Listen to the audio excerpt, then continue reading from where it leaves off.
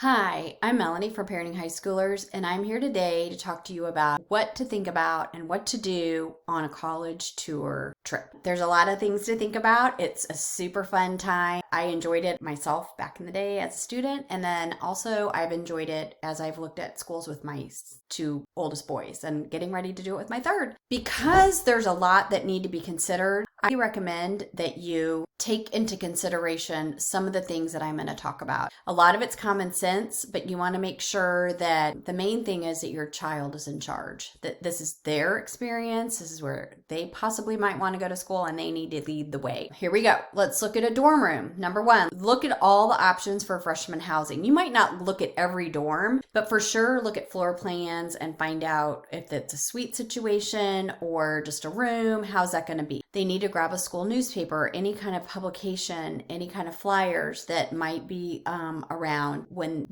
they get home. They need to take pictures of the student union, take pictures of maybe the stadium, take pictures of those couple of dorm rooms that they are able to look at, or the apartments, or wherever you are thinking about. Some of the questions that need to be asked are, what is the graduation rate after 4 years? That's a very important question, because if kids cannot graduate in 4 years, so much expense is added on. If it typically have to stay for that 5th year, even an extra semester is super expensive. Generate the questions that your student wants to ask before they get there. Ask a current student. A lot of times, if you take the campus tour, which I highly recommend doing, it will be led by a student. And that's a great time to ask some of these questions. And as you're part of a group, which will typically happen, be sure to pay attention to the questions that other families are asking, because you might not have thought of a question, but another family asked one that you're like, oh yeah, I want to know that as well. Don't go during a break or on a holiday. You want to go when school is in session. You want to see how many kids are out on campus. You want to see, maybe walk down some hallways of a couple buildings and see how full the classrooms are, because you want to get a feel for what that campus is like during a typical day.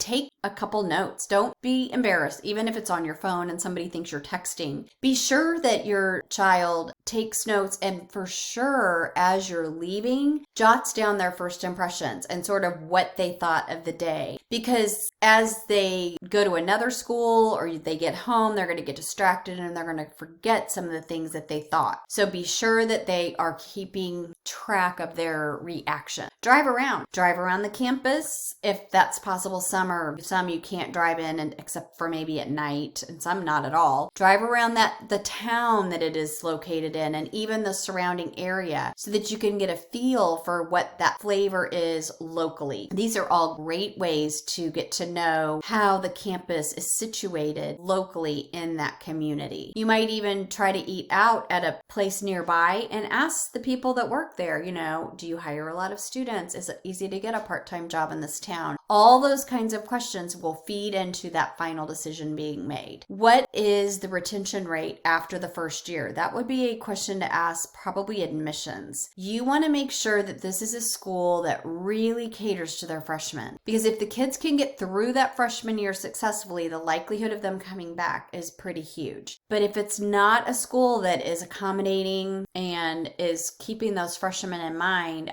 and a lot of freshmen leave at the end of that year, that's not a good indicator. So you want to be sure that the retention rate at the end of the freshman year is very high. And then again, moms and dads, take a back seat. This is your kids' experience. If you have a student athlete, then they need to have emailed the coach. Please, as a parent, do not email the coach. Let your children do that. Let them take care of that. And so if you need to meet with either a coach or perhaps someone in the major that they're interested in, an advisor, an academic advisor in, let's say, the School of Business, make sure that's set up ahead of time, because you don't want to get there and then realize, oh gosh, I need to talk to coach, or I want to know more about the pre-med program. You need to have already sort of organized that beforehand. And in the online registration, I guess would be the way to say it, that's where you can, usually there's notes and it will say, is there any person that you would like to meet with during the day, and you get to pick your time for the tour and all that kind of thing. Be sure you're scheduling this well in advance, because they do fill up. Good luck. Have fun on your college tours. I